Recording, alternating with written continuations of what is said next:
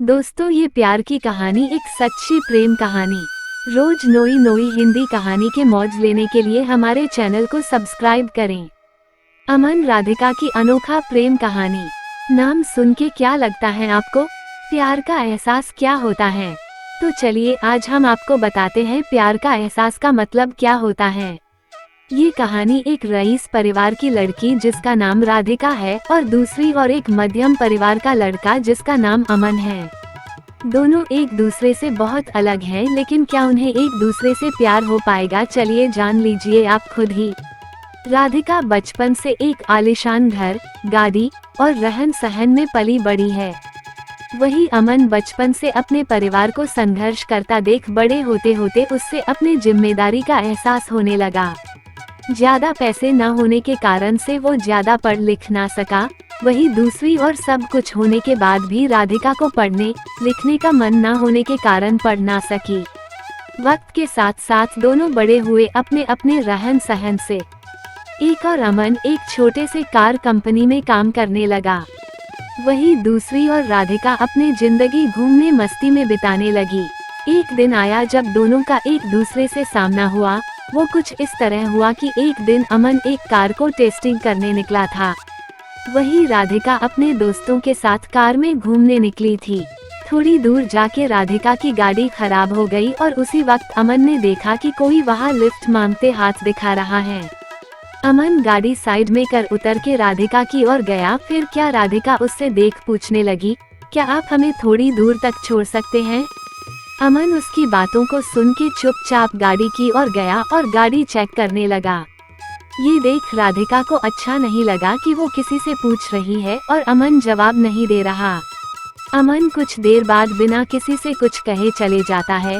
ये देख राधिका को कुछ समझ नहीं आया। तभी पीछे से आवाज आते हुए, राधिका गाड़ी चालू हो गई, अंदर आ जा।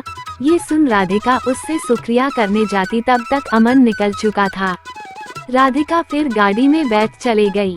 एक दिन आया जब राधिका का जन्मदिन था। वो हर साल की तरह अपने परिवार के साथ मंदिर गई। वहाँ उसने अमन को फिर से देखा। वो देखते ही उसके पास गई उससे उस दिन के लिए शुक्रिया कहने। ये सुन अमन ने उससे देख मुस्कुरा दिया। ये देख राधिका ने अमन से पूछा, क्या तुम बोल नहीं सकते? उस दिन भी मैंने पूछा था, तब भी कुछ नहीं बोले। आज भी जब मैं खुद आई तुम्हारे पास तुम्हें शुक्रिया कहने, तो आज भी बस मुस्कुरा दिए और कुछ कहा नहीं।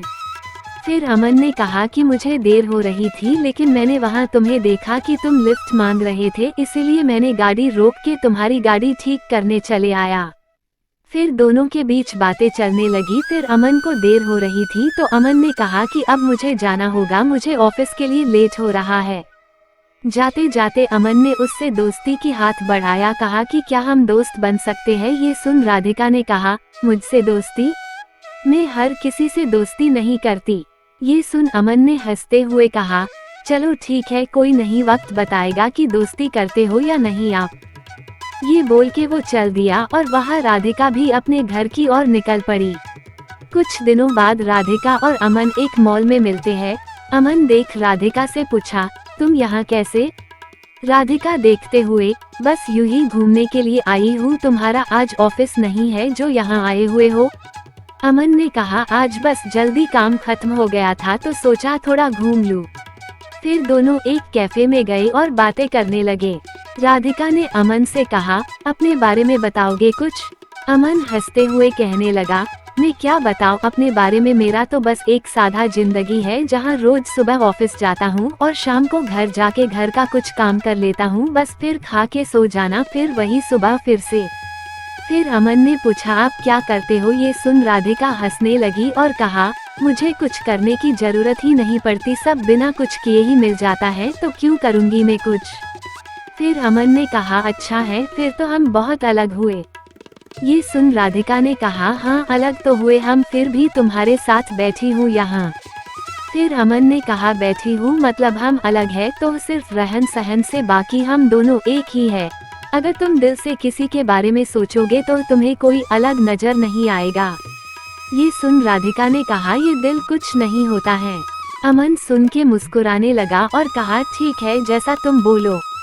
फिर हर कुछ दिनों में दोनों मिलते रहते, बातें करते और अपने घर चले जाते। धीरे धीरे दोनों में बातें बढ़ने लगी और दोनों रोज मिलने लगे। अमन ऑफिस से निकल के मॉल चले जाता और वहाँ राधिका उसका इंतजार करती रहती। फिर एक दिन राधिका ने कहा कि मुझे एक पूरा दिन तुम्हारे साथ रहना है, देखना है कि क्या करते हो तुम पूरा दिन। फिर एक दिन अमन का छुट्टी था ऑफिस का, तो उसने राधिका को मिलने के लिए बुला लिया। फिर अमन हमेशा की तरह पहले मंदिर गया, फिर वहां से आने के बाद मैदान गया जहां छोटे छोटे बच्चे खेल रहे थे, वहां अमन उनके साथ खेलने लगा। फिर कुछ देर बाद अमन वहां से आश्रम गया जहां वो हमेशा लोगों को खाना खिलाता, उनका कुछ देर देखभाल करता, फिर चले आता। फिर वहां से निकलने के बाद अपने घर आया और अपने माँ को बिठा के घर का बचा हुआ काम खत्म किया। फिर रात हो गई और सुन राधिका और भावुक हो गई और माँ को कहते हुए नहीं कुछ नहीं, बस यूं ही आई थी और वहां से चले गई।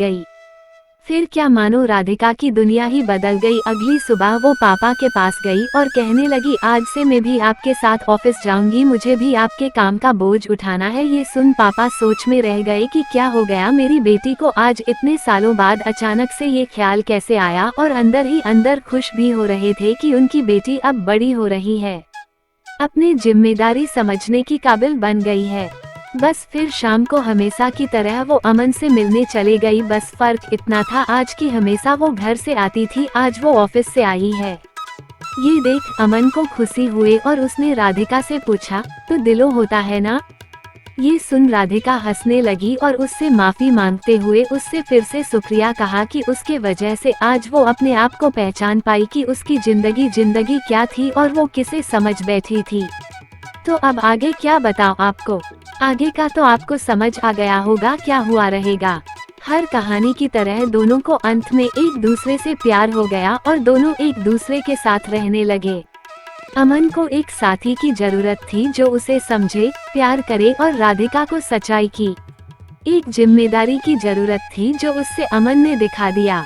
जाते जाते मैं आपको एक बात बताना ही भूल गया, दोनों एक दूसरे से मिले, बातें किए, घूमने रहे एक दूसरे एक साथ, लेकिन अभी तक दोनों ने एक दूसरे से अपना नाम नहीं पूछा। ना अमन ने कभी पूछा कि आपका नाम क्या है और ना ही राधिका ने अमन से कभी उसका नाम पूछा। तो इस कहानी का अर्थ यही था कि किसी की पहचान जानना या पूछना जरूरी नहीं, जरूरी बस ये है कि आप बिना जाने कितना उस पे यकीन करते हो और उसकी मदद करते हो।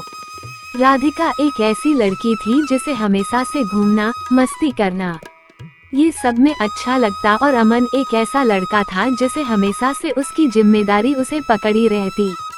दोनों एक दूसरे से काफी अलग थे लेकिन अंत वही एक दूसरे के लिए बन गए। तो प्यार कभी भी और किसी से भी हो जाता है, आपको ना उसके लिए अपनी जिम्मेदारी से भटकना है और ना ही उसके लिए कुर्बानी देनी है। दोस्तों मेरी ये कहानी कैसी लगी, कृपया मेरे चैनल को सब्सक्राइब करें। आपके प्यार के बिना मेरी कहानी अधूरी है।